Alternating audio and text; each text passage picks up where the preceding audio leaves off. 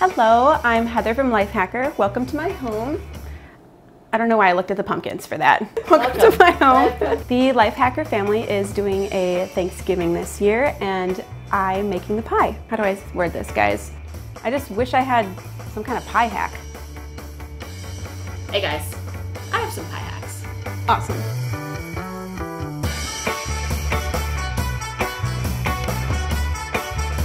So for Thanksgiving, we do pumpkin pie, right? Actually, I want to make sweet potato pie because pumpkin doesn't have a ton of flavor on its own, and I vastly prefer the texture and taste of sweet potatoes. Okay, let's get cooking. Before we start dealing with these guys, the first thing we're going to do is toast some sugar.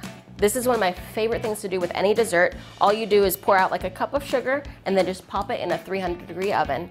And what's gonna happen is the sugar is gonna decompose, it's gonna change color, it's gonna develop all these wonderful like toffee, caramelly flavors, but it's not gonna melt, which means you can just pour it into any pie, cake, cookie recipe you want to.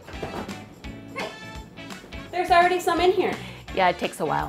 I snuck in and put it in there already. After about half an hour, it's gonna turn this nice ivory color, and you just wanna give it a stir, make sure nothing's sticking in one spot. And then the longer you leave it in there, the more flavor you're gonna develop and the darker it's going to get. We should pop it back in there for another half hour, maybe an hour. We're gonna be using Dulester Miles' sweet potato pie recipe because she is a Southern pastry chef icon, and it's really easy. All you have to do to prep the sweet potatoes is wash them and then bake them. So that oven's already set at 375. Go ahead and pop them in there.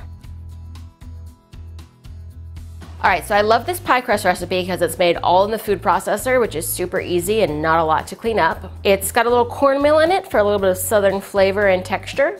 So the first thing you're gonna wanna do is just add your dry ingredients. So flour, cornmeal, sugar, and salt. Go ahead and chuck those in there. I give it a couple quick pulses to combine. Okay, cool. And then next you're gonna add your butter. All right, and now you're just gonna pulse until you get nice like pea sizes of butter scattered throughout the mixture. Yeah, that's good. Next, with the food processor running, you're gonna add an egg yolk and ice water. And what the egg does is it just kind of keeps everything a little more pliable, a little more flexible, and it makes for a much more forgiving pie crust, which I'm a huge fan of. Now I'm just gonna add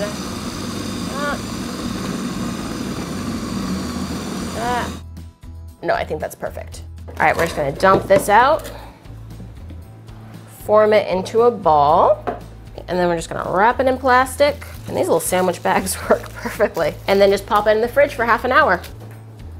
Okay, so we took our pie dough out of the fridge about 10 minutes ago to make sure we can roll it out easily. Go ahead and let's sprinkle some flour out here.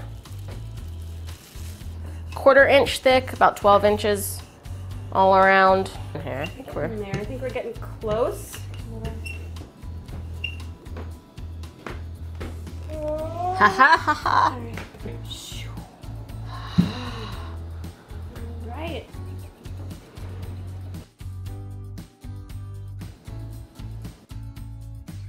Boop.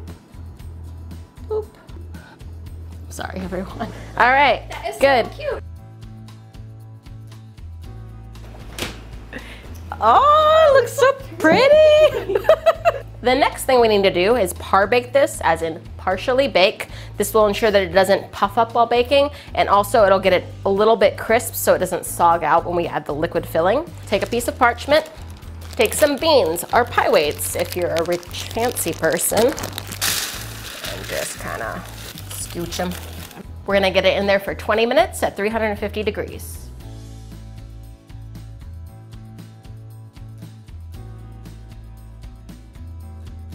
Now we're gonna make the filling for our pie. So the first thing we need to do is get these yucky skins off the potatoes. Okay.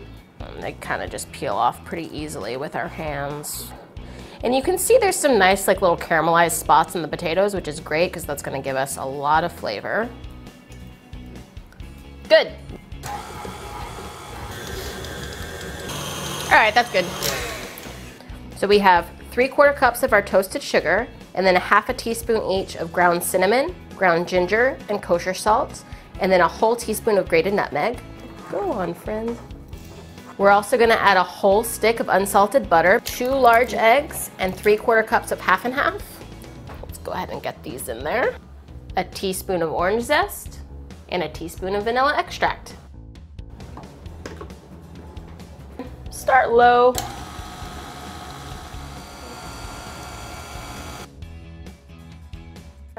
That looks beautiful. It looks pretty perfect. And you pour, I'll scrape. Okay. Teamwork.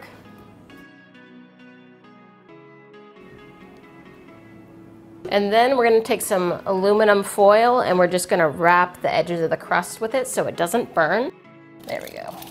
You're a flawless angel. Good. All right, now she is ready to go back into the oven at 375 for another 40 minutes or so.